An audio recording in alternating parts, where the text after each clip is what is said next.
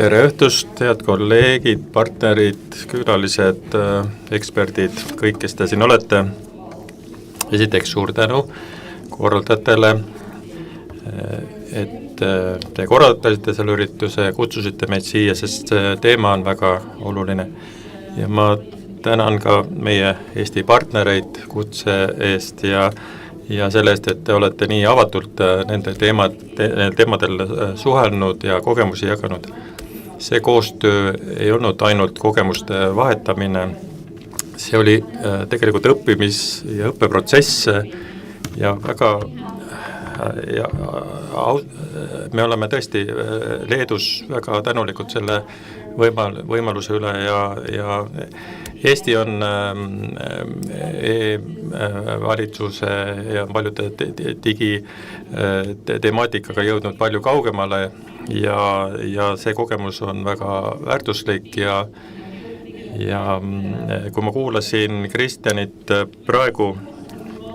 tema avasõnu, siis on selge, kui oluline on tehisaru temaatika meie jaoks, kes me tegeleme soolise võrdõiguslikkuse ja võrdse kohtlemisega. Me räägime inimestest, me räägime sellest, kuidas inimesi kõik see mõjutab nende igapäevases elus ja sageli on see nähtamatu ja varjatud. Leedus on meil olnud mitmeid juhtumeid, diskrimineerimisjuhtumeid, kus on, mille põhjuseks on olnud automatiseeritud andmetöötlus ja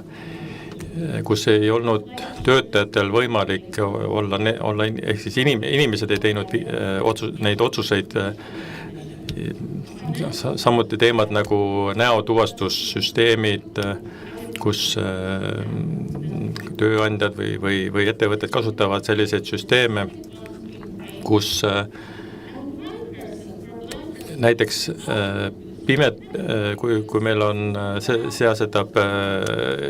paljud inimesed, kellel on puue ebavõrdsesse olukorda, näiteks pimedad, mis on selge, on see, et me peame, kui me räägime autonoomiast, privaatsusest, siis ka kõige lihtsamad finantsteenused peavad olema kättesaadavad kõigile ja võrdsetel tingimustel, võrdsetel alustel. Ja kui see süsteem ei toimi, siis see tekitab väga palju probleemi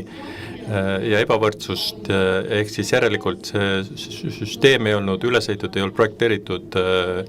võrdõiguslikkuse põhimõtete järele. Teisel juhul ühest ta oli telekomi firma siis, kus diskrimineeriti vanemas eas kliente, kes ei suutnud nende süsteemidega piisavalt kiiresti kohaneda. Et seal ka see mõjutas ka klientide sellist krediidiriski, nii et siin jällegi ebavõrdne kohtlemine ja ehkki süsteemis on olemas andmed ja antud juhul oli olemas selle kliendi kõik andmed, aga seda süsteem ei arvestanud, nii et näiteid on veel ja paljud, mõnel juhul tuhandeid kliente on saanud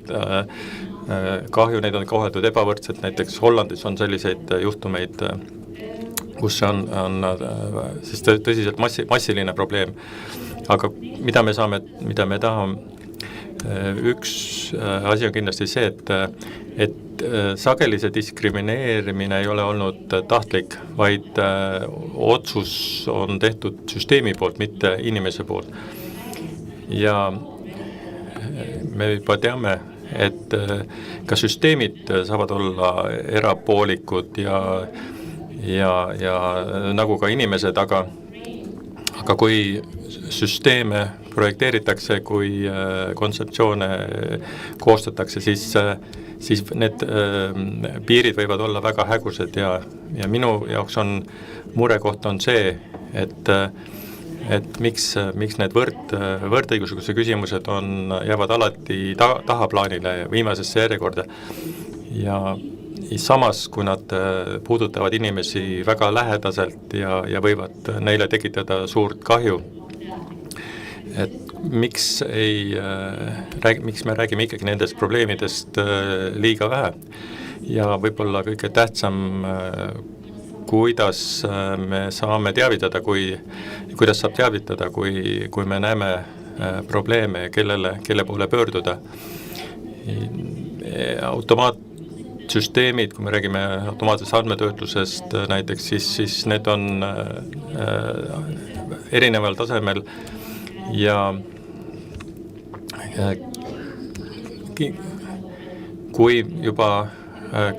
kahju on toimunud, kui kahju on tekitatud, siis on vaja tagada see, et selle probleemi lahendamist